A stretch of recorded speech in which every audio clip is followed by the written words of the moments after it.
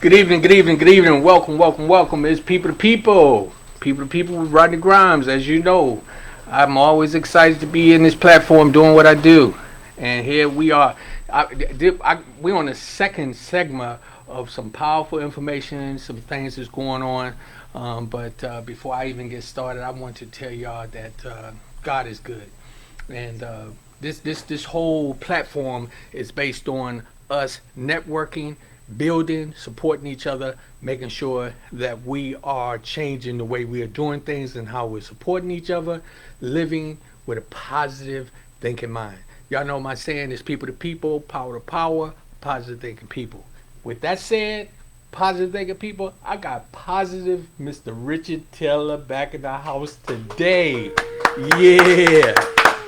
My brother, what's up with What's you? going on, man? My Good to man, be my back. man. I am Good to be back. so excited to have you back up in here.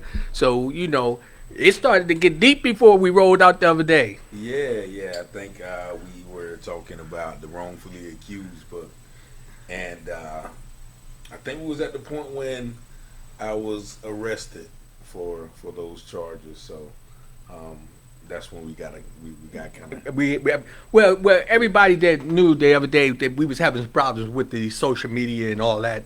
So, Uh, we ran a little behind and we had to deal with that. But one of the things that I wanted people to know is that Mr. Taylor, this gentleman here, has a story to tell.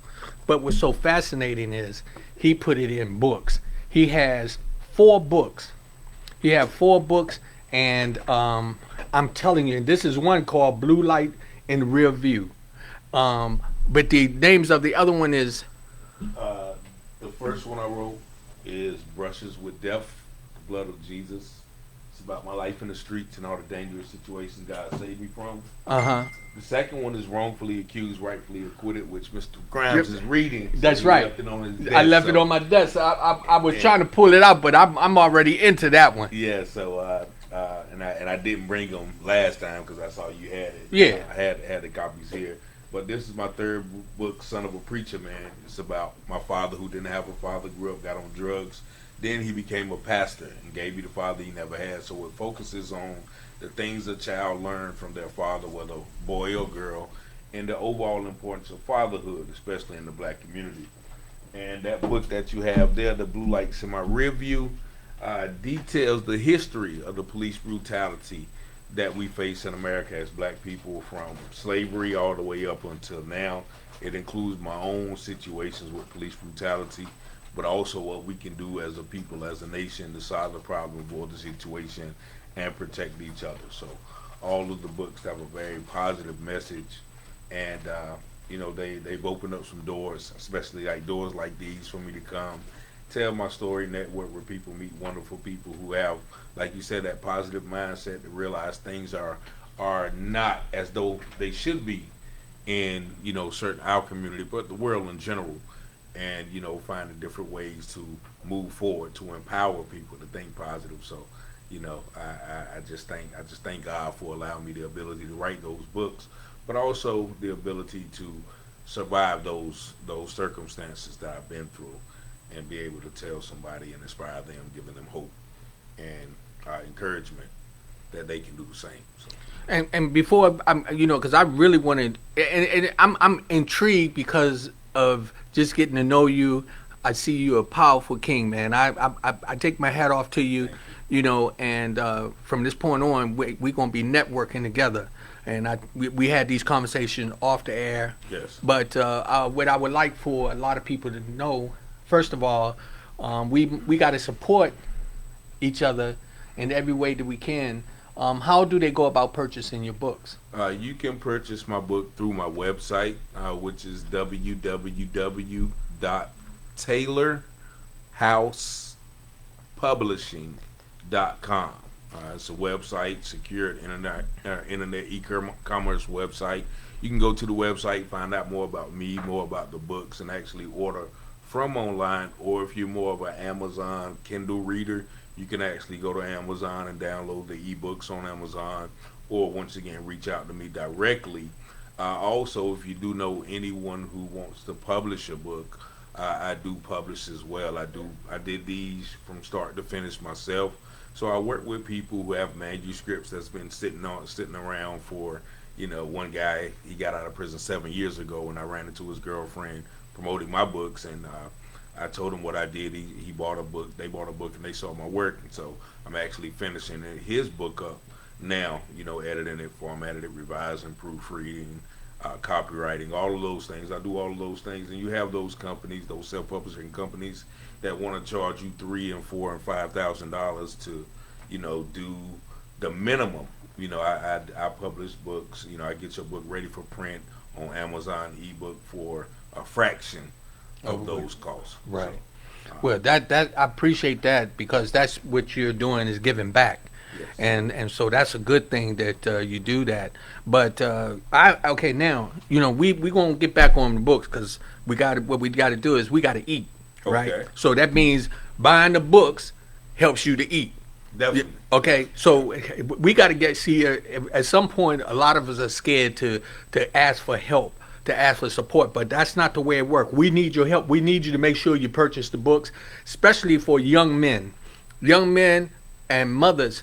Read his books and understand your son could be in some of the situations that Mr. Teller was in, and through the process of reading your books and understanding what happened will give them some insight or some information or direction. Yeah, definitely. So, I always tell people, who buy my books, like, some of them is a blueprint of what not to do. Some of them, like that one, is a blueprint of what to watch out for.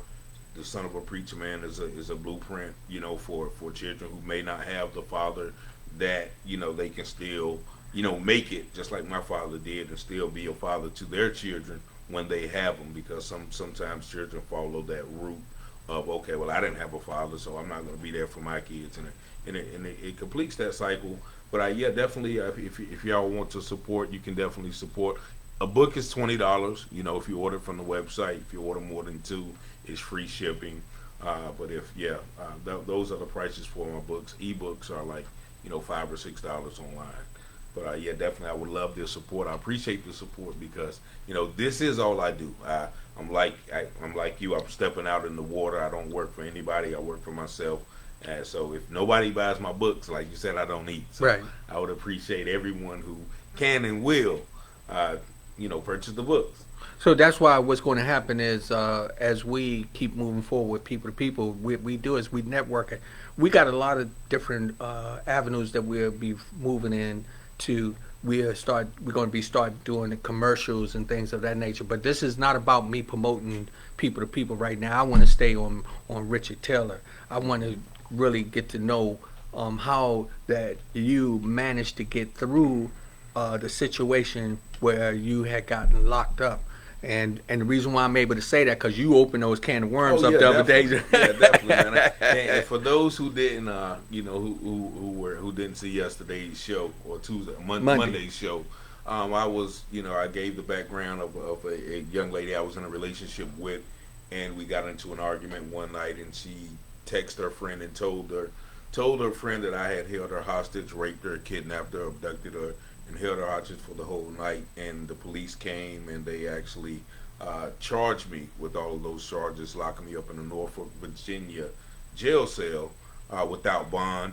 And there I was, and we all hear those stories about somebody being convicted, but then 15, 20 years later they find out they didn't do it. So, and I'm not going to keep interrupting, but the only reason why I'm going to bring this up, because I know several people who was falsely accused, okay, who was set up or put in situations where they wanted people to assume that they were forced to have sex or whatever the case may be. I'm not saying it didn't happen with people, but I'm talking about, I know some people who were falsely accused. And so with that said, for some of the young men out there, and I always tell them no means no. Also make sure that you understand your position, because I think that you will be able to kind of give them a little synopsis on, how it can just one day you land there and everything's okay, the next time you're in jail. Yeah. Right? Yeah, definitely.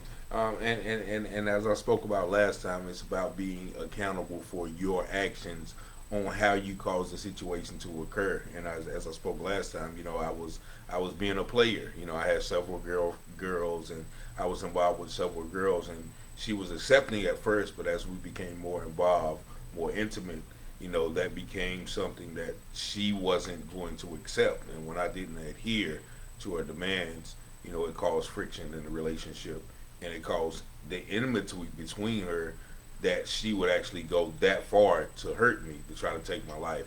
And as I put in the beginning of the book, they say, hell hath no fury like a woman scorned. And I actually experienced that, that someone would actually try to take my life away, take me away from my daughter, my parents, my community, my books, my career. All of those things were a cause or an effect from basically my decisions, but also not being truthful and not being honest with somebody you're dealing with. So, So when you say that, are you saying that it's two sides to the story, that you played a part in the fact that caused her to become a scorned woman? yeah. That I definitely did. That's one thing. That's one thing that I think that God allowed that to happen to me, because at the time I had just published my first book, and Which is, Brushes with Death. yeah, but sit them over here, because I want to be grabbing them, because I know each one of them has a kind of segment of your life in it. So Brushes with Death. I was going around. I was, it's very rare. I hear it all the time, and it's sometimes funny to me when I'm promoting my books and people looking at me like, you wrote all these? And so I understand, because it was, not bragging, but it was kind of easy to me, because I love reading. So when I was writing the books, it was easy to write the books because I know how books flow. I read so many books. But nevertheless, I was receiving a lot of attention, from social media, from my hometown in Goldsboro, from my school in Virginia. Like, hey, this guy wrote a book. This guy wrote a book. And so being, I was receiving all of that attention, and I was, some people say, they see something and they see a book, they think you got money, or they just like the fact that you are intelligent, or whatever it was. So I was involved with several people who were admiring me, just for that reason. And, once again, I took advantage of a lot of situations where, knowing, I didn't want anything serious, but I would say all the right things, and be involved with people who may have wanted more than I had wanted. So that's what I mean by taking full responsibility in the situation that I put myself in. But this was something that was totally false, and I was in jail.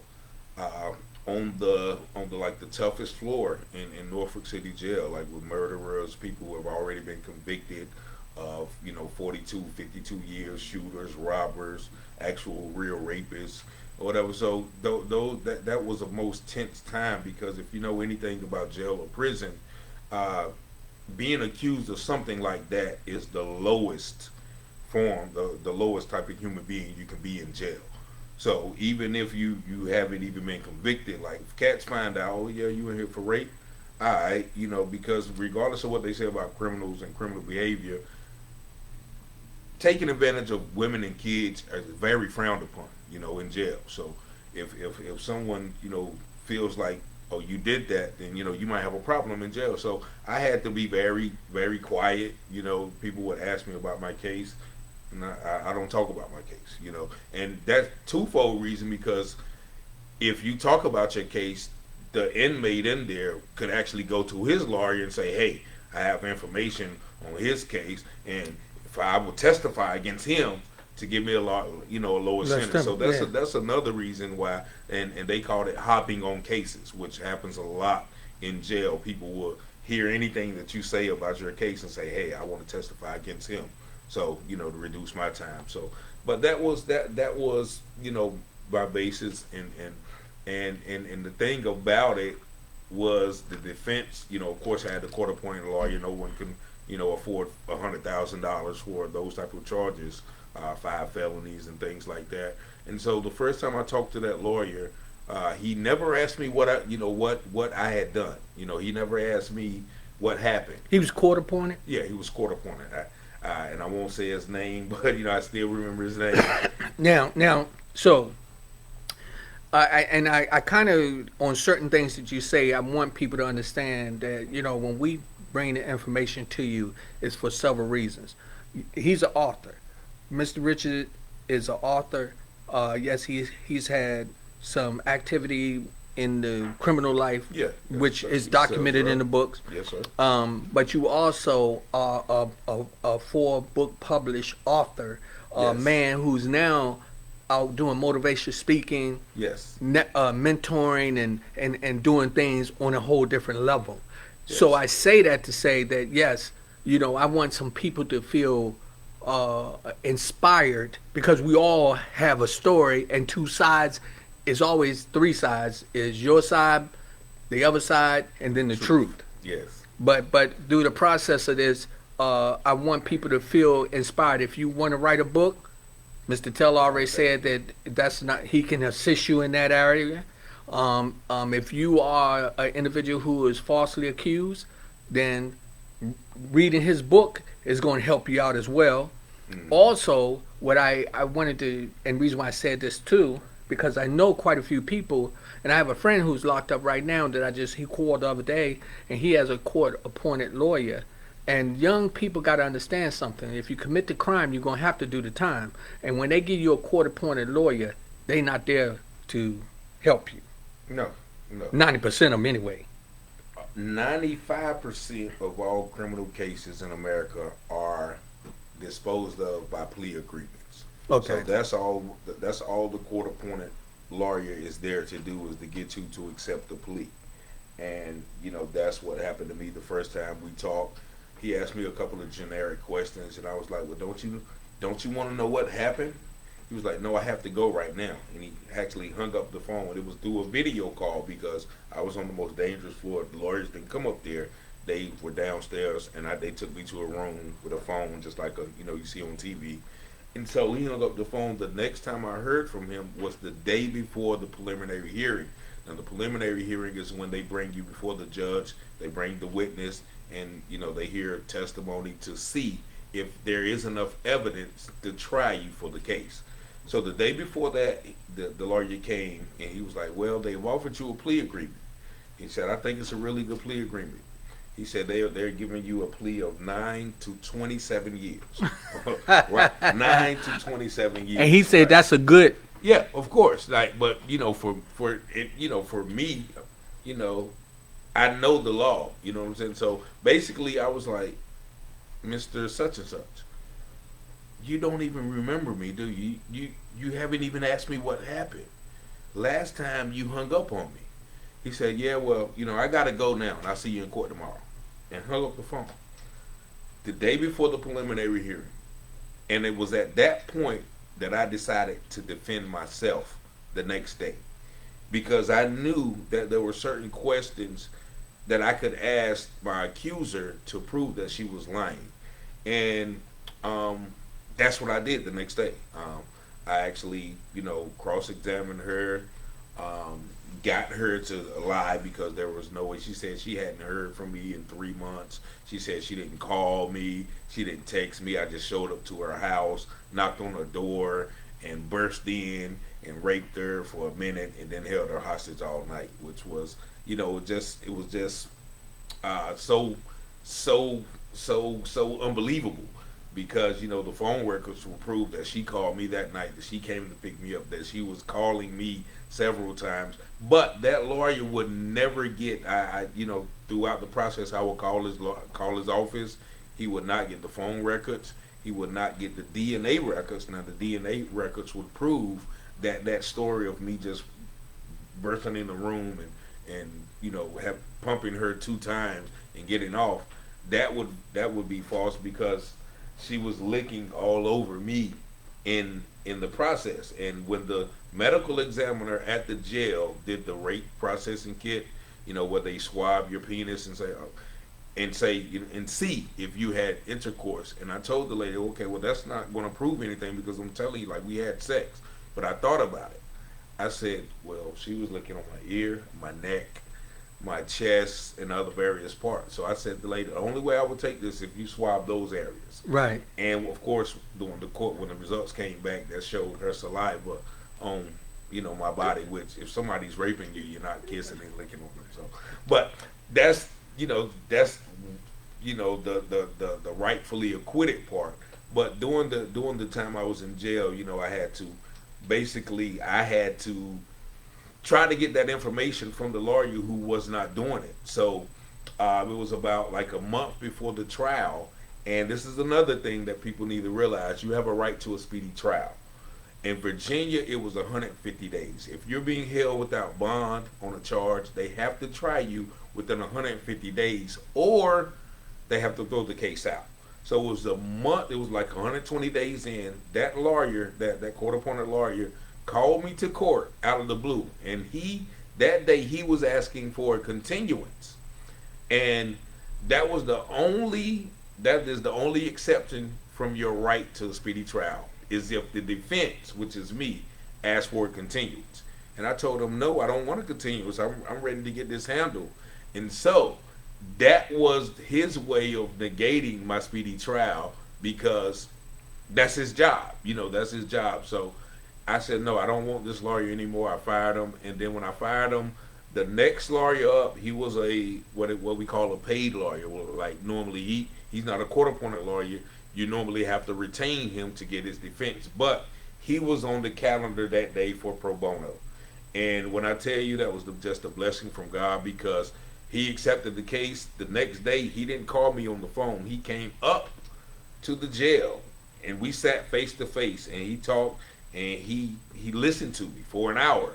And he told me about his daughter who had been, who had overdosed and things. We actually talked, and he was like, all right, Richard, I believe you, and he went within a week. He had the phone records. He had the motion of discovery, which is all of the evidence that the state is going to present against you. He had that to me. He had the DNA records, which proved my innocence.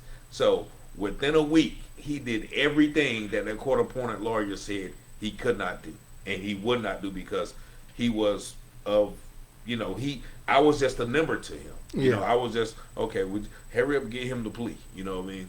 And so with that, within the trial, the day of the trial, before they selected the jury, my lawyer, the new lawyer, came in. He was like, well, the DA's offered you a plea bargain. And he was like, man, I like, and he said the same thing. He was like, well, it's really good. He said, so he said, well, she's going to drop, the DA is going to drop the rape. She's going to drop the kidnapping. She's going to drop the abduction. She's going to drop the abduction with the file. She's going to drop the sexual assault. Only thing you have to do is plead guilty to assault, simple assault, and you can walk out of the jail today. And I said, no, I can't do that. Now, if I wasn't on probation, I would have done it, because who wants to risk spending the rest of their life in jail for something they didn't do, when they can just plead guilty to a simple charge and walk out? But the only reason I do it, because I was on 8 years of probation for when I got shot, and there were drugs at the scene. I think we talked about that the last show. And I was still on probation, so any conviction would have violated my probation. So I would have I wouldn't have gotten out of jail that day. I would have been. So that just showed that you was thinking ahead, and a lot of young individuals who do not know the law or do not know the circumstances would have fell into that trap, because if you had pleaded guilty, even though the girl had falsely accused you, and they said, well, most of the time they want you to plead to anything. They don't get, as long as they get a guilty out of it. Exactly. So that's the whole thing. thing. Get promoted. Yeah. That's how they get promoted. So I told him, no, I wouldn't do that, because it's going to violate my probation. I still won't be going home today. Right. They're going to automatically violate me. So, but I asked him a question. I said, why is she willing to drop all of those charges? And he said, excuse my language, she knows it's bullshit. She knows it's bullshit. And so right then I realized that, the DA and the courts, their job is not to get justice because the DA knew that her story was, It was fabricated. yeah. But her job was not to get justice. Her job as a DA is to get a conviction. Right. That's how she moves up. So, long story short, we had a week-long trial. My lawyer caught her on live several times and, on the stand. And like Thursday, they deliberated and they didn't reach a verdict. And so, of course, I'm like, what is, I don't know if it's 12-2 in favor of me or 12-2 and not a favor of me. So I'm stressing. So then that Friday, I sat in the cell, behind the courtroom all day, and then they called. They said, okay, they reached a verdict. Now, of course, it's obvious that she was lying, but you still don't know. Right. So when I walk into the courtroom, there's 20 deputies in the courtroom, right? So of course I'm looking like, oh man, they don't found me guilty. They think I'm gonna act a fool. You know what I'm saying? But they just do that, because the deputies don't know. But Right. I didn't know they didn't know. But the deputies don't know. They just do that just in case. Right. In any verdict. So of course they read off all of the verdicts: not guilty, not guilty, not guilty, not guilty, not guilty. And I just broke down crying. And I looked up, and then the accuser was just walking out the courtroom with a smile, like, oh well. And that whole week, I had a I had a massive headache the whole week of the trial because, of course, I've been to jail for something I've done, and that's okay. I'm able to deal with that. But when you're in jail for something that you didn't do and have the risk of spending the rest of your time in jail, then there's nothing that can comfort you about that. But the God, that's the only thing I read was the Bible and prayed the whole time.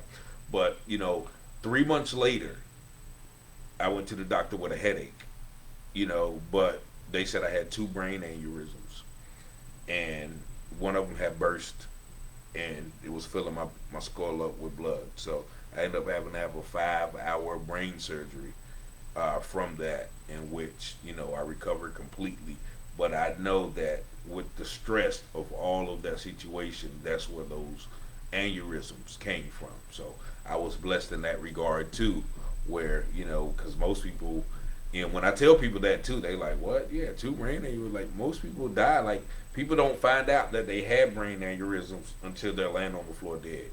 So that's another blessing from God that I have to give him honor for, because just the sheer magnitude of that surgery. The doctor was telling me, hey man, you could die during the surgery. You could be blind. You could not talk no more. You could be deaf. And I walked out 10 days later with no side effects. So that's I'm listening to you. I'm sitting over here trying to fathom the situation you been in that courtroom. The young lady sitting there falsely accusing you, and then we got these other people who are judging you based on how they feel and what they believe, which could win anyway. yeah. And this is about you being an author. We're not promoting the fact that he went to jail.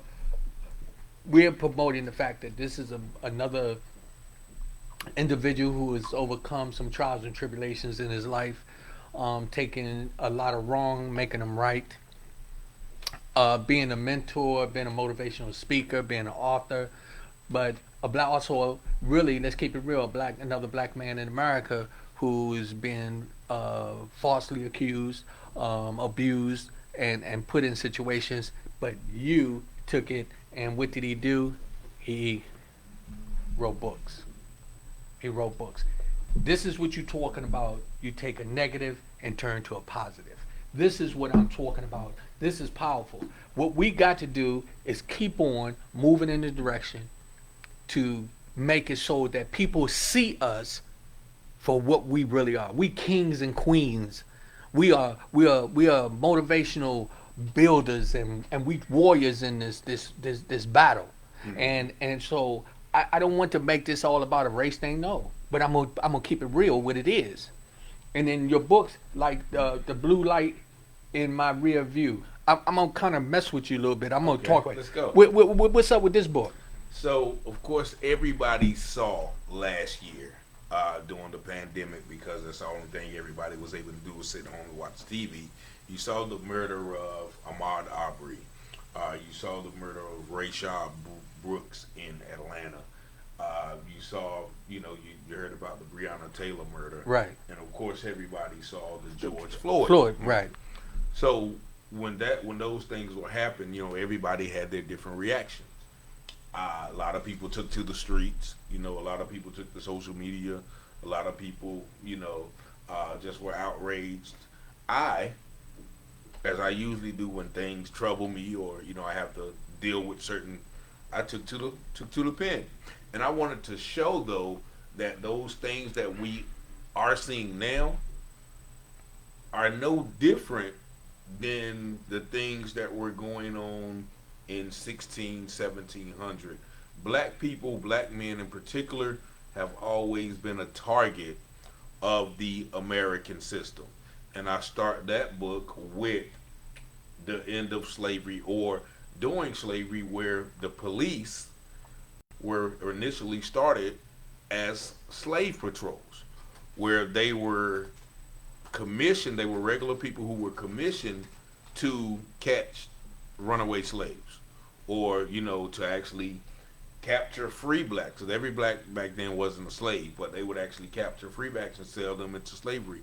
So if they were commissioned, if they were originated to target and catch black men, that's the soul of the organization now.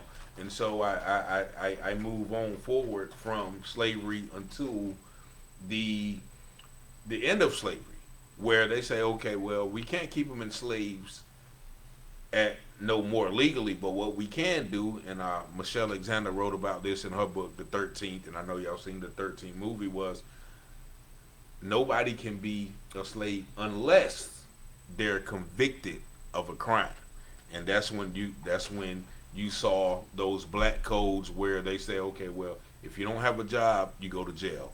If you are if you work for any other profession other than a farmer or a sharecropper, you go to jail. They made all these laws against black people to say, okay, well, you're black, we want to send you in jail, but we just can't put you in jail, so we got to make a law. We know you can't read, you know what I'm saying? So if you can't read, we're going to send you to jail. Things like that, those were called the black codes that existed soon after slavery. Then we can go back a little further when, okay, they had the Reconstruction period. And you hear about those towns where black people were thriving in Wilmington, North Carolina, even in Washington, D.C., in Rosewood, Florida. There are so many stories where black in Tulsa, Oklahoma, where black people will say, they don't want us over here, we're going to carve out our own society. And there was one method that they always used, which they use now, is they call them Karens now. A Karen is a white lady who always accused a black man of doing something, or messing with her. So back then in Tulsa, Oklahoma, in Wilmington and Washington D.C., all white women accused a black, like in D.C. it was like some white woman said that a black man took her umbrella, and she was the wife of a military soldier. So that military soldier ran and got all of his military buddies and the police and went to the black neighborhoods and just started destroying people. And then when the black people picked up arms against them, then the National Guard was called on the side of the white people. And the same thing happened in Tulsa. The same thing happened in Wilmington, North Carolina, where they said, it was a black and a white lady, black man and a white lady on the elevator. And when they came down, a black man was supposed to ride the elevator with a white lady. Now, there are some stories that say those two were involved. There are some stories that say, well, the guy was an elevator worker, he bumped her. Whatever the case may be, they took that and said, okay, no, he's going to jail. And then at the jail, there was a mob of white people coming to lynch him.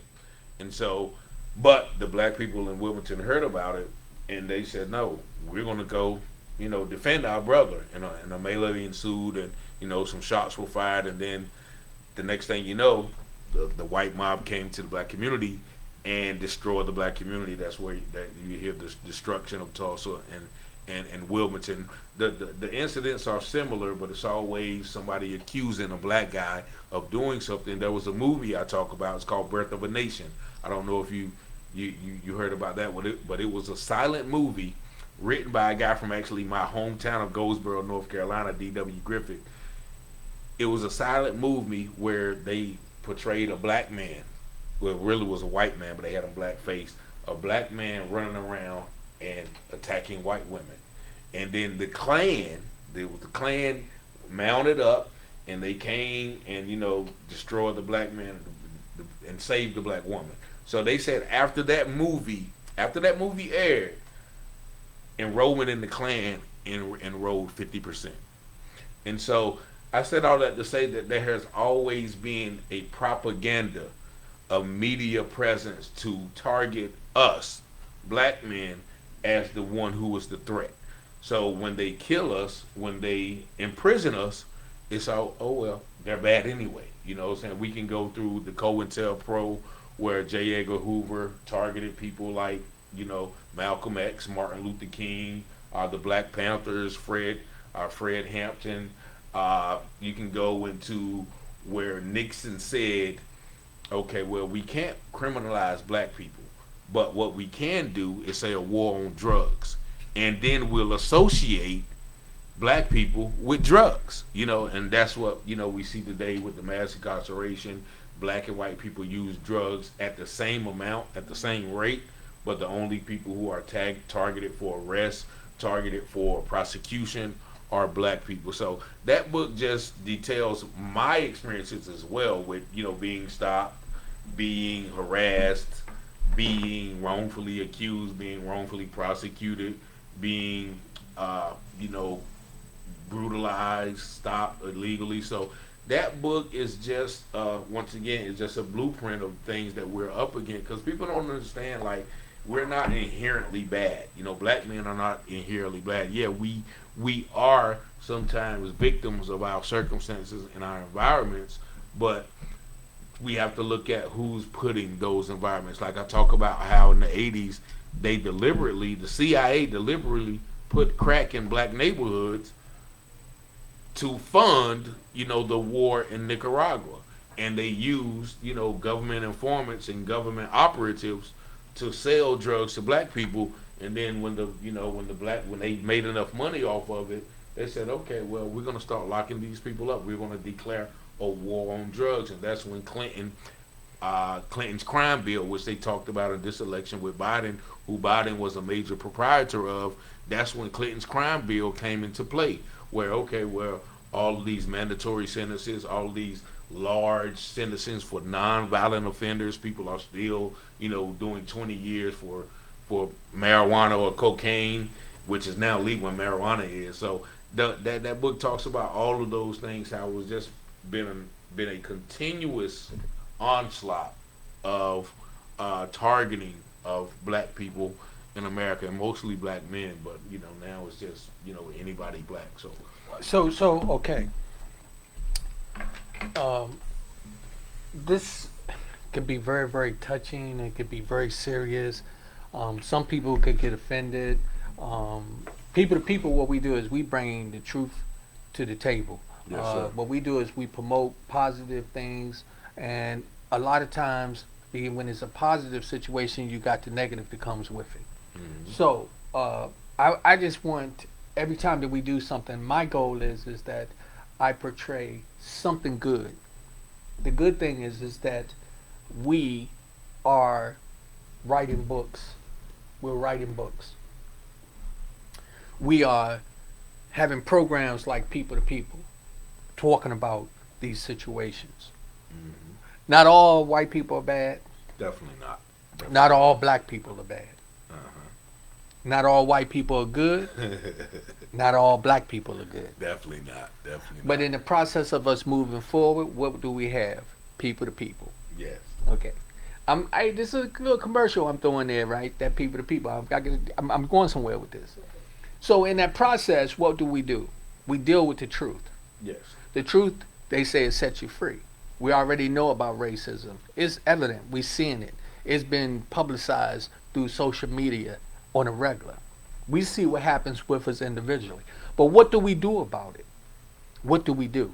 Same thing that you've been talking about, uplifting each other, changing our mindset, definitely for one, realizing, okay, this is what's happening and this is what we have been buying into.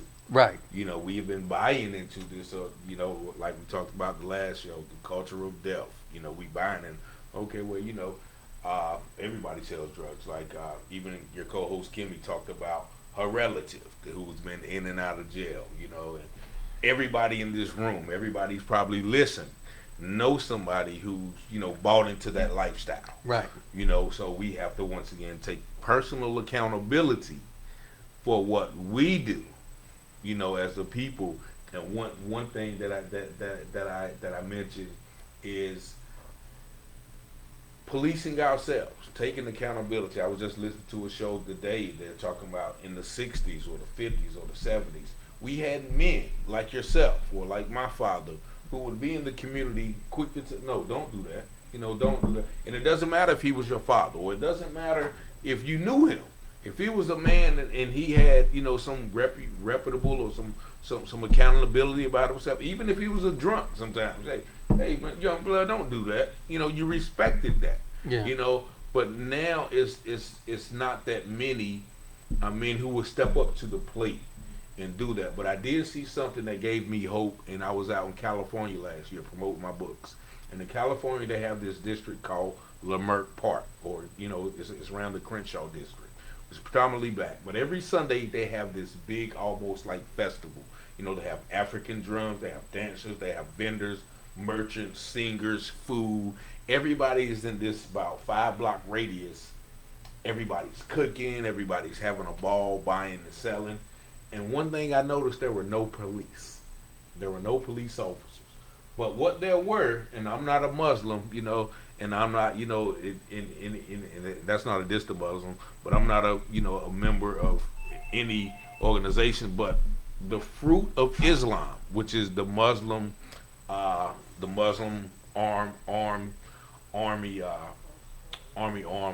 So they were out there, and they were directing traffic. Go ahead. No, you're right. They were directing traffic. They were, organizing. They were directing things, and not one incident happened of violence or anything like that. So I say that to say that those men were the police out there. People respected them, and we got a call. So we got a caller. Let's see. Y'all hanging there with us as people to people. We got some serious stuff going on right here. I got Mr. Richard Taylor that came in from North Carolina, and I'm so excited. I'm waiting for them to transfer it to my line. Is it on 1 and 2? Because it's not showing up over here. You 284-417. 284-417. So we're gonna see, y'all hold on there. We're gonna see if this call come through. Okay. All right. Let's see. Hello, caller. How you doing? Can you say your name and where you calling from?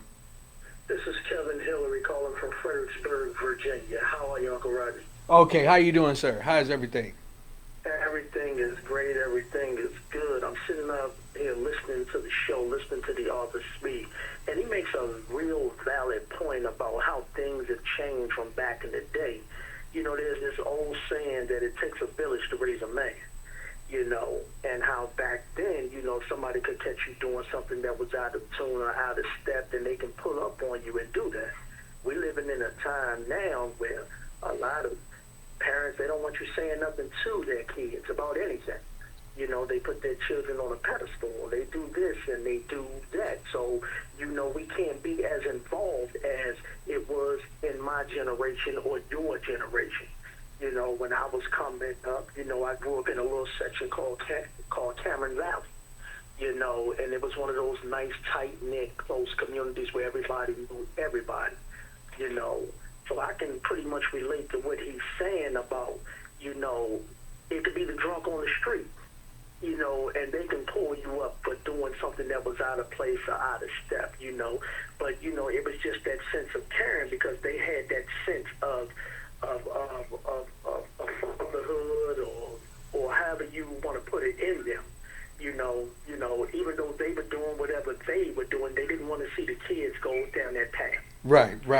Yeah. And this even goes back to the days of the pimps in the street, where a lot of youngsters would go up to them and idolize them or this and that. But, a lot of pimps in the street in D.C. in the 80s, they would tell you, don't do what they do. Keep your head in school. Right. Do this and do that. Don't make the mistakes that I made, And I think we're failing in that aspect of it today. You got some brothers out here that are doing it and everything, but it needs to be more of us. It needs to be that collective again. We need to be that village again that's going to sit back and stand tall for our youth. Only then will the way be corrected because they look to us, in a sense, to see exactly what it is we're going to do. Are we going to stand? You got a lot of people running around here that's saying it, but they're not doing it. It's a lot of talking about it, but it's not a lot of action that's following it. And you're so right, and that's what a lot of us have to do as individuals. We got to be firm, do our part to contribute to the process of us moving forward and being leaders in our neighborhoods and in our communities. I appreciate you there, nephew, for calling in. Absolutely. Actually, hey, don't forget to also put the information in. Mr. This is one of the supporters of People to People. He's an entrepreneur. He'll be on the program coming up real soon. He has a tennis shoe line and some other things that he working on. So we appreciate you and we send peace and blessings to you, my brother. And peace and blessings back to you. Peace and blessings, brother. Peace and blessings. Thank you for calling, bro. Yes, sir. Yes, sir. God bless. So here we are. This is really. I knew that I would have some kind of emotional feelings going on inside because this could be very, very touching. But what do we do? What do we do to change it? We have to get together and make sure that we are helping each other to maintain. I'm getting ready to go here. What's up with Son of a Preacher? Yeah, and that's actually pretty much, how we can change it. That book it was a tribute to my father. My father, Pastor Roger Taylor. Shout out to Pastor Roger Taylor in Goldsboro, North Carolina. Actually, it's funny that today he's celebrating his 20th year in ministry. He started a church called Philadelphia Community Church in Goldsboro in 2001, in October of 2001. So right now we're going through our 20th year celebration. But my father, he didn't grow up. He grew up in the 50s and 60s. His father left his mother when he was 2 years old, so he never really, had that family structure. She married another man when he was about maybe 4 or 5, and that man, had 3 other children by his mother, but of course he was not that man's son. So of course he treated him different, but also he had a drinking problem. He ran a liquor house outside of, so he treated my father bad. My father talks about, how he used to get beat, how the guy used to beat on his mother day in and day out, and he had to deal with that coming up. It messed up his self-esteem. He always talked bad about him or whatever. So he said about, 8 or 9, he started, picking up liquor around the house and, smoking and things like that. Grew up, still had a, relative childhood, tried to play sports and things like that. Brother got killed in a car accident when he was about 13. His brother was 11. So that was a tragic experience for him. So I think he said about 15 or 16, he started to get involved with drugs and things like that. He graduated school, however, went to North Carolina A&T, and I think he said he started using heroin when he was with a guy that was looking for some weed. He he didn't know the other guy used heroin, but he was guy bought some heroin, and then he was like, "Well, I don't do heroin." He said, "You trying to get high, ain't you?" So of course, not being strong, not being raised, to be able to stand up, for yourself, he chose to do that, and I think about 3 years later he almost overdosed, which brought a change in his life. His mother died when shortly after that, where he took in his two younger siblings that were still living. By then, he had my older sister and my younger sister, so he was probably about 23 with all this on his plate. That's when he decided to give his life to God and become a preacher, a minister. By the time I was born, he was pretty much past that life. And only thing I know, my father is a preacher. I found out a lot of that in writing that book. But it was a tribute to him because I knew some of the story, but I wanted to give him his flowers while he was here. And then I the second part of the book focuses on the things that I learned from him coming up as a child. Work ethic, appearance, diligence, honesty. Those things which I didn't understand as a child. Why he was so hard on me, or why I had to rake the leaves, why I had to take out the trash, why I couldn't go over here with his cousins and his family members who were, drinking and smoking. He tried to keep me away from that. Of course, it didn't work eventually, but I understand it in hindsight. But what the things that he did taught me always stuck with me. About being a man, about taking care of your home, about sacrificing, about always working, about always be careful about how you look, how you speak, look people in the eye, being confident in yourself. And that's what, that book is about. And the third part of the book is the overall importance of fatherhood. I go into, the statistics of, the detriments of not having a father. How many of those children end up in the system, and the benefits of having a father, how many of those, go on to be successful, things like that. Even women, how many young girls without fathers end up, teenage pregnancy or whatever. And so that book right there is sort of a solution. We have this stigma as black men of not being good fathers, but I have to say that a lot of my friends, and a lot of the people I'm around, they are very active in their children's life. But it is not the typical, how I grew up, where both parents are in the home, you have that structure. I think that is major. That is major for children coming up with both parents, because you get that dichotomy. But now it's normal. It's not just in the black community. I think 70% of kids in America are born, in a single parent household. So, but regardless of that, when a man does step up to the plate to raise, especially those sons and those daughters, there's a certain completeness that comes with having both parents there. I heard a guy say, even if my mom would have did 100% of everything right, I still only got 50% of what I was supposed to get, which is both parents. You know what I mean? So mothers do a wonderful job. Shout out to all the mothers who are doing their best, especially raising men. Because after a certain age, like with my mother, after a certain age, like she could say something, I'm like, whatever, you know what I'm saying? But the only thing she had to do was, I'm about to tell your daddy. Okay, no, no. And so there's a nurturing nature that mothers give, where they can be mad at you, they can hit you. Next thing you know, they're taking you for ice cream, because that's their nature. But a father's going to discipline you, is going to teach you, there's consequences for your actions. That is so true. When I be mentoring to single mothers, I always tell them that you can't teach your son how to stand up and pee. A lot of people will look at me when I say that, but it's true. Yeah. You can show them about passion. You can teach them about trying to be a gentleman. She can tell them about that, but she can't tell them really about what it is from a man perspective. And a lot of times, that's where, and that's in any culture. any ethnic background with anybody. If the father is missing and his boy's in the house, how many of the fathers sit the boy down and tell him, say, look, it's a possibility that you could be riding in a car and the police gonna pull you over, and if you keep telling him that you have the right to do this and ain't nobody there, that he may feel he got the right to shoot you.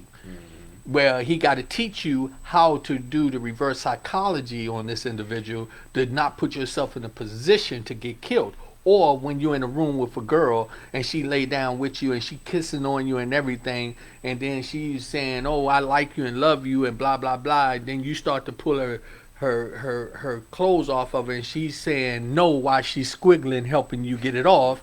And the father need to tell her, if she's still saying no, you need to stop. Yeah.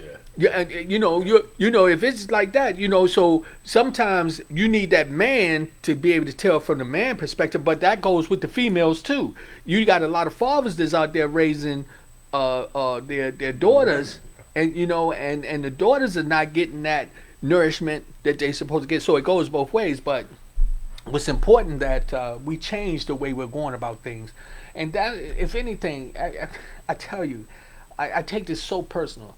I'm very emotional. I have to say, to my white family, we just lost my mother-in-law, right? And over the last 4 or 5 days, my spirit has been real heavy. It's been real heavy on, what am I doing? What am I doing? How am I going to spend the rest of my life? The last days of my life. The last thing my mother-in-law said to me was, "I love you." That's the last words I got from her, for me, right? But I also had that opportunity prior, that she also wanted me to keep doing what I'm doing, to try to help people, to try to keep this program going and stuff like that. And I said all that to say that each one of us have to take on the responsibility of our role. Men, yeah, you got children, take your position as fathers. Be good fathers. Help the boys know to pull their pants up, to walk with pride. Women, we got to do the same things, that your daughters don't have to walk around with their cleavage showing, and because just because she got a nice body, that she got to the camel foot. I'm sorry. I'm just throwing. I make a little laugh. I got to make a little joke. But I said all that to say, so with that said, where I'm at with my emotions is that I am going to continue to move forward to be part of the village. And again, when we talk about your books, and we so with the son of a preacher, it's funny that here you know about God, but you still was out there selling drugs. And so did you ever feel guilty when you was doing that? When you by yourself, that you and God had that talk? When I first started, venturing out there and, started doing things, yeah, my conscience would eat me alive, and then after a while, I just got comfortable, because of course, it's like group courage, if you're riding in the car with everybody else doing it, if you're everybody you see doing it, and you get group courage. But as I got deeper in the game, like when I moved to Virginia, and I was really deep, and I would, of course, you're alone most of the time, because now you can't trust anybody. When you got a certain amount of money, when you're moving a certain type of way, you can't trust anybody, and that's when God really starts to deal with me. If you read the Brushes Through Death, like I would, that's actually when my cocaine habit started. The only thing we touched on this, but I developed a very bad powder cocaine habit, because I used to sell powder cocaine in Virginia Beach. Everybody, it was a party town. Most of my customers were my white brothers and sisters, and they can party. They can party, and so I developed a real bad habit, and I would be up late nights, 2 or 3 times, 2 or 3 nights in a row, 4 and 5. And after a while, because if anybody knows anything about addiction, you can't stop, especially if you have an unlimited supply, you can't stop. So I would fall down on my knees and pray, and God, take me out of this lifestyle, give me the power to quit, but then I would wake up the next day my phone would ring because I got a closet full of drugs to sell, and I'm living in this condo, so I got to pay the bills, I got to pay these car notes, so I'm stuck. It's a cycle. Then of course at the end of the night, after everybody's gone, I'm left in the same place with these drugs, and so that went on for a while until once again my prayers were answered, and the way he answered them were not the way that I envisioned. He answered them with me being shot 3 times. Oh my goodness. Holding my 3-month-old daughter. But that was his way of getting me out of the life, letting me know, okay, well look, everything is going fine. But you want a lot of this life, I can actually take you out of this life. And that was like when I was standing down the battle with the gun. I'm like, okay, this is it. Like, Yeah. this is for real now. Like this is what this life leads to, which I've always, you always knew, but I've always felt I had a covering over me. That that night, the way the bullets went in and came out, I realized that God covered me and not allowed me to die, not allowed me to get any serious injuries. But that was the answer to my prayer. But the answer, the original question is, what was I ever, it's once again, I always knew that whatever situation I got, I was always covered because my parents were praying for me. You know what I mean? And so I knew that but I always knew how far to take it too. You know what I'm saying? I never went and tried to rob anybody or kill anybody, or if somebody would rob me, I'd be like, okay, it's just drug money.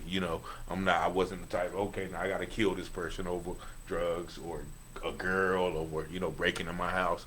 No, I always knew, okay, that comes with the territory. But as far as my father and all, I would always think about him, and that this, I know this is not the life for me to live, especially when I got to those deep places. But once again, by then, the drugs, the alcohol, the lifestyle had a hold on me that wouldn't let go until I was able to get out of that. But I just did an interview on my show with a guy last night where his son actually got killed at 21 years old. This happened last year. He was from Kentucky, and he talked about how he grew up, in Kentucky, and he started selling drugs. He ended up going to prison for 7 years. During that 7 years, his son, at the beginning, his son was in the 1st grade. When he got out, his son was in the 8th grade. And all that while he was gone, his son heard about his lifestyle. And so basically, his son was good in school, but after school, he didn't go to college and got trapped off in the drug life. By that time, his father had changed his life. We're trying to steer him away from it. But I just told him last night because, it's fresh. His son just got killed last year. And I was just like, man, there's nothing you could do as a father, to keep him. Like, you did what you was, like, he took him, he tried to talk to him about the life and the game, but, the son still wanted to go his own way. And I tell parents, all the time, you can try to keep a child from that lifestyle. You can do everything you can, just like my parents did. Like, I had no reason to be outside of drugs. It was my own conditioning. It was my own curiosity that led me to that way. So, I said all that to say, yeah, like, there's no formula to keep a child out of that lifestyle. You just have to hope and pray that, if they do go that way, the things that you taught them from a child will bring them back. I feel for young people who think that that fast life, that fast money is the way to go. They don't have the understanding of it's a process of saying we got a place for you. See, we got a lot of people think they're smarter than the law. Mm-hmm. I tell some people when they open up a store, I tell them I want you to think about it. What do you think are the first things that they start preparing for when they open up a business? How to keep it in business. Definitely. So that means they're looking for criminals, thieves, liars, cheaters. They gotta know. So they preparing for you. And a lot of people think, oh, I'm smarter than that. But here, I'm 61 years old, and that's nothing to how long this world has been here and how many people have been 61 before me. So that means it's not too much that done happened that nobody has already experienced. I say all that to say to somebody who may be having a child that's in that kind of life, get the books. Get the books. Reason why I say that, get the books, is because what's going to happen is they're going to be put in a position where they're going to understand that there's a consequences behind it. There's things that we got to deal with. And there's many of us out there that, we find ourselves in situations where we just don't know. And if you don't, you make those mistakes. What I used to tell my boys, I'll ask them, do you like 31 flavors? Baskin Robbins? Baskin Robbins. Do you know what 31 flavors is? That's 31 different type of ice creams that with your freedom, you can walk in there and ask for it. I'll always ask them that. That's yeah. Right? Yeah. Because let me tell you something. Once you get locked up, it don't even have one. You go from 31 to 0. Right? Yeah. See, I can go in and say, look, I want chocolate and vanilla with a little chocolate mint in the bottom of the bowl. But when you go behind those bars, it ain't happening. They gotta eat what you put in Yeah, front of them. and let me tell you, and I've talked to some people, and I'm only talking about this because you stress this in your books, you stress this in your life, that there's consequences, and there's where we said the three sides: yours version, the other person's version, then the truth. Yes, sir. And a lot of times, if you're an honest person, even though it's three sides, the honest person version is closer to the truth than the other person who is being deceitful. Yes. Right? Yes. But they're the consequences that we have to bear. So with people to people, that's what this is all about. We bring in my guest, Mr. Richard Taylor from North Carolina, Goldsboro.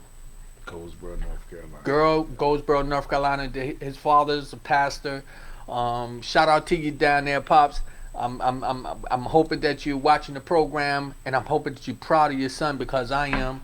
I'm excited to have this brother to now be a part of my networking force. Yes. We're gonna be looking to do some things.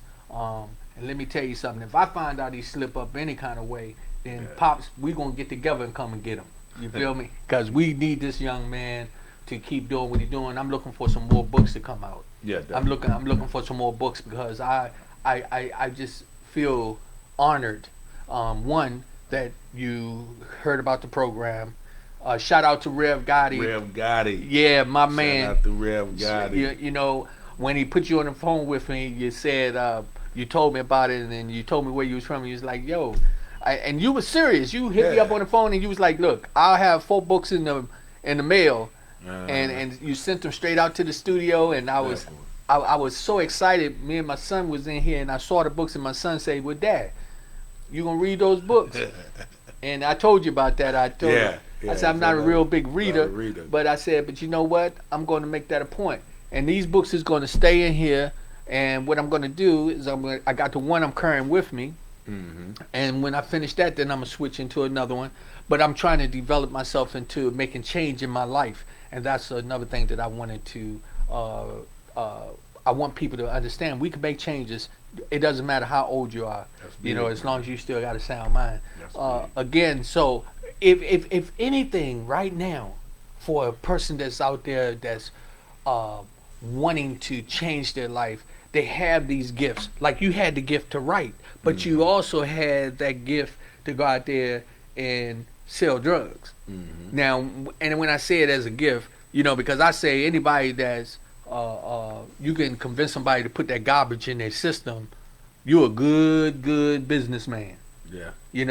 But it's always what you want to do. What would you tell some of those guys who's thinking about doing that? I mean, I would tell them, to kind of to think about, a different way to make money, to use that time, because I mean, truth be told, it doesn't take rocket scientists to sell drugs. Honestly, like drugs sell themselves, and I got a lot of friends that's still out there, and they making money, but I'm like, yo, man, and I actually I made this proposition to you. I said, okay, if y'all give me $15,000, I need $15,000 from like five of y'all, and we can start this trucking company. Trucking company, and you need a $75,000 secure, bond. We can do this, and of course we might not make it right then, but I mean I've seen people start trucking companies and make $300,000 in the first year. No, no, like literally like legit money. So I would tell you to think of a way to take that money and use it for a legit business, but not only a legit business, find something that you like doing. Yeah.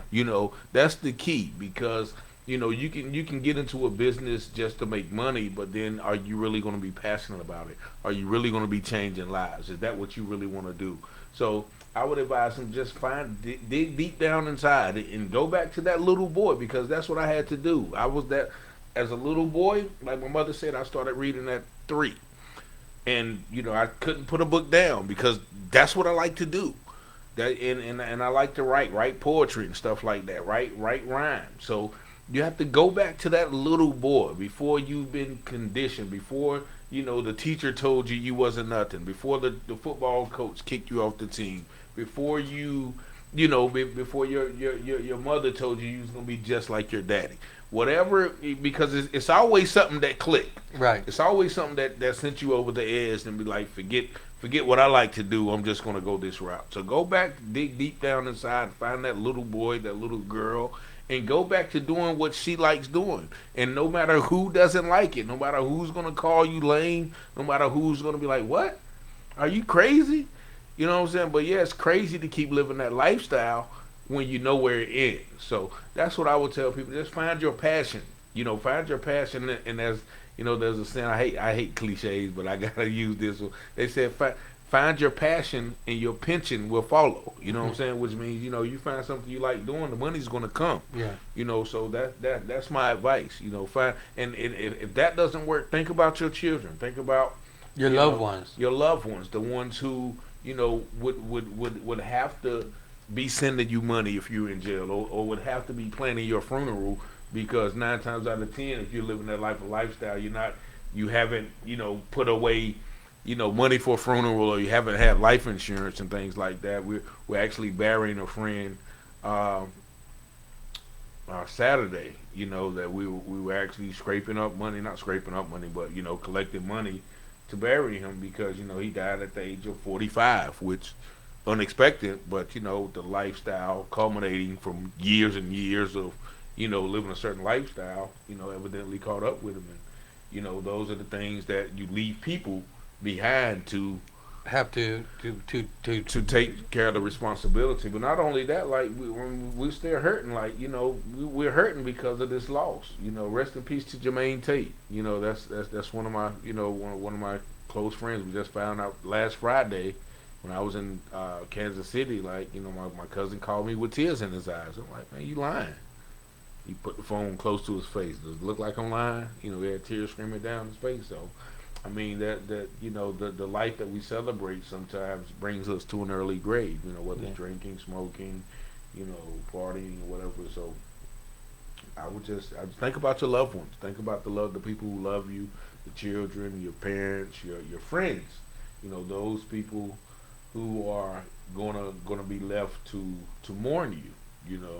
And I know you guys are still mourning now, so it's mourning is not good, especially when it's untimely. Right.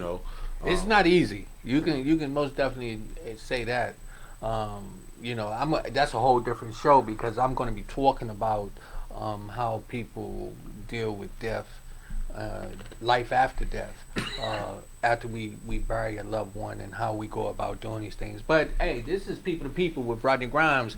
I love the fact that we are doing this. We're doing this podcast, and we're making this thing happen. I am determined. I don't care what it takes. I'm doing my homework in different areas, because I know that it's other authors out there. We got other mentors out there. We got other people who have information to share, and we're going to use this platform to do so. And we need your support. I'm gonna throw the Cash App out there. The Cash App is the $RG1960.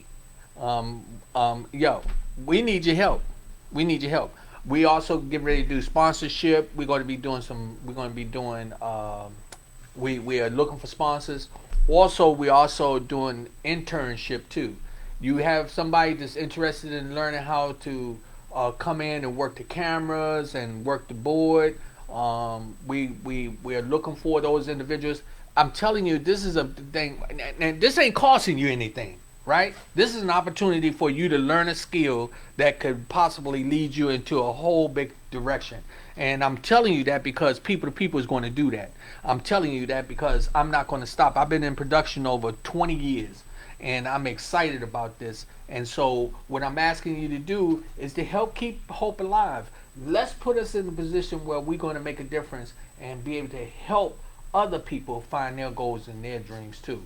So, keep it alive. People to People, I'm trying to tell you, this is what we do. And we're going to make things happen. I'm asking you again, to always keep us at the forefront. You got a story you need to tell, get in touch with us. Our number here is 703-752-6120. 703-752-6120. We're excited about where we're going. We got different people. Mr. Teller, this bro, yo, man. I mean, I'm excited about you. What really excites me is the fact that you changed your life, and then your father. And I'm sure you and your dad can sit down and have conversations about his life and yours. But what happens is during the process of you doing what you're doing, you are making it better for another man. Your success is mine. My success is yours. Definitely. We got to understand that. See, you see, a lot of people, and a lot of our people, we get it mixed up. Yeah. I don't want to see you riding a nice car. I don't want to see you with a nice house. I don't want to see you being an author. I don't want to see you walking around with a nice watch and jewelry on because you think you all that. But that's not what it's all about. God put us all in a situation we all can share those things and we all can achieve them. And if we look at certain parts of America, that's why certain parts of America are where they are. Yeah. By supporting, making sure things are available, education, programs, books, writers. You told them if you want to write a book, get in touch with you. Definitely. So that's powerful. I am again. You didn't talk about your mother too much. Well, oh man, my mother, she's been there through it all. She's been there. I mean, through every incarceration, through every shooting, through every hospital stay, through every that's my that's actually the reason why I changed her and my daughter, because that wrongfully accused situation, she would come to see me and she was there for every day of the trial, and I just looked back and I just saw the strain on her face, and I had never saw her look that even aged before, and I was like, I cannot put her through this again. That's something that young people got to understand, that the parents, they suffered through the whole time that you out here committing these crimes, running from the police, getting locked up. Who wants to spend their life behind bars? I tell you something that's funny. If a person really want to know what it's like to be locked up and you never been locked up before, I dare you to try this. For 15 minutes, I'm going to say 30, because 15 minutes you might be able to do. For 30 minutes, I want you to take your hands. Now, this is something that I talk to some of the young people when I go into the schools, right? Okay. I tell them to take both of their hands and put them up under their thighs, sit on them for 30 minutes, and don't move them. For 30 minutes. And one day I want you to try it by yourself. Okay. And you see on it reminds you of being locked up. Now you can't move it for 30 minutes. Sit on your hand. Well, it comes back. That's what they used to make us do in school, though, when you was bad. Yeah, but it's not. See, Yeah. the point I want them to get out of it is this. Then you feel that restriction. Yeah. See, Yeah. if you make that commitment and you put your hands up under your thighs and you commit to that 30 minutes, no matter what, all of a sudden your nose start to itching. Right? You want to scratch it, Yeah. but you can't. Yeah. Or you got to go to the bathroom, but you can't. Yeah. 30 minutes. So Wow. think about 30 years. Mm. Think about a lifetime. Wow. You see what I'm saying? Yeah. See, sometimes you just use the common sense things to get the point across. So that's why when I go into the schools, I tell them, I say, bruh, you think you tough? Okay, well, sit on your hands the whole time while I'm talking. Just let me see you do that. Half of them don't even have the discipline to do it. Mm-hmm. But let me tell you something, when you're locked up behind them bars and they tell you going to do it, Yeah, you don't have a you choice. don't have a choice. And those make the difference. So, with all the people out there, look, hey, let me tell you something. This platform here is not about me, it's not about you, it's all about us. And we all about trying to make this thing happen. I got Mr. Richard Teller here from North Carolina. And this gentleman here, man, he has 4 books. We got 3 of them right here that's sitting on the table with me right here. And that's Brushes with Death, The Blood of Jesus. Then we got Blue Lights in My Rear View. I can't wait to read this one here. This one here, I know this one gonna be something because I know what this is like, and we dealing with that today. And then we got Son of a Preacher Man. Come on now. I know Pops, when you wrote this, he probably sat back and said, yo, that's my son. He represented. And then the one that I'm reading is Wrongfully accused. wrongfully accused. And you know, that one was dear to me for several reasons that down the line I'll talk about. You know, but I just appreciate what you've done. I appreciate you making this trip up here from North Carolina to be on the program. I ask that you carry people to people with you. I will. And go down. And you are part of the people to people family. I promise you, you're going to be checking the program out. You're going to see your books. I'm gonna set them up in here so they're going to always be seen.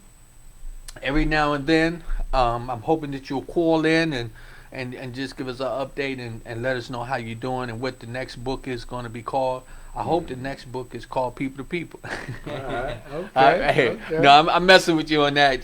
You know, but you can say, Rodney Grimes put the plug in, and you know, it's a little slick Might little put marketing. something together. You know, put something together. You but know what I mean? we down to the last few minutes, sir. I'm gonna be quiet. I want you to talk, and you can, you know, give out a message or share whatever you want to do.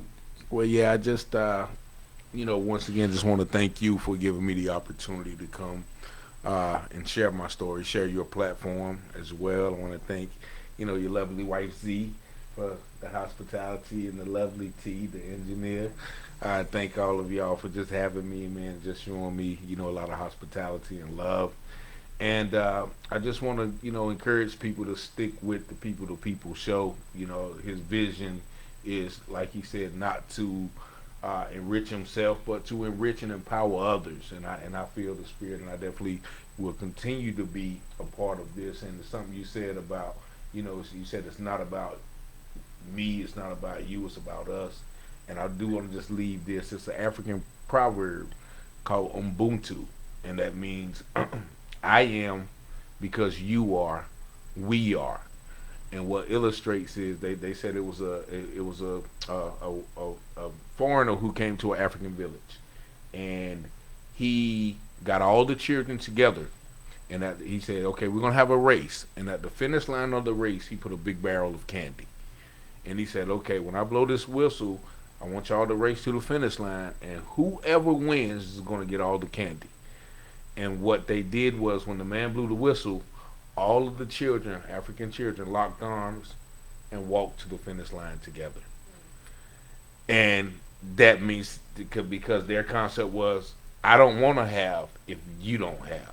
So that just speaks to what you said a while ago about, if you have a big car, I'm supposed to encourage. I'm supposed to cheer you on. That's supposed to motivate me to get it. And also, you supposed to come back to me and say, well, "This is how I did it." Yeah. And so I want everybody who's listening to this program to keep that in mind. I am because you are. We are. You are because I am. We are. We're all in this together. And so we're going to empower each other and reach that finish line together and get all of the candy that awaits all of us. So I want to leave that with y'all. Also, if you work with any churches, organizations, schools, community groups that may need someone like myself to come out and to address the children, once again, you can go to my website, www.taylorhousepublishing.com, or reach out to Mr. Grimes. He has my number. And I just want to say thank y'all for tuning in, and thank once again Mr. Grimes, people to people, staff, organization, and everybody. I just thank y'all for having me. God is good. Y'all stay tuned in. Remember, we got date night. We've been kind of going through a little mission here and honor. We got some things coming up. We're gonna start doing commercials. We're gonna start promoting. My friend now. I got to look over there. I just want to thank a few people here. Charmaine Newkirk, that's my cousin. Charmaine. Hello, Charmaine. Welcome, love. Welcome.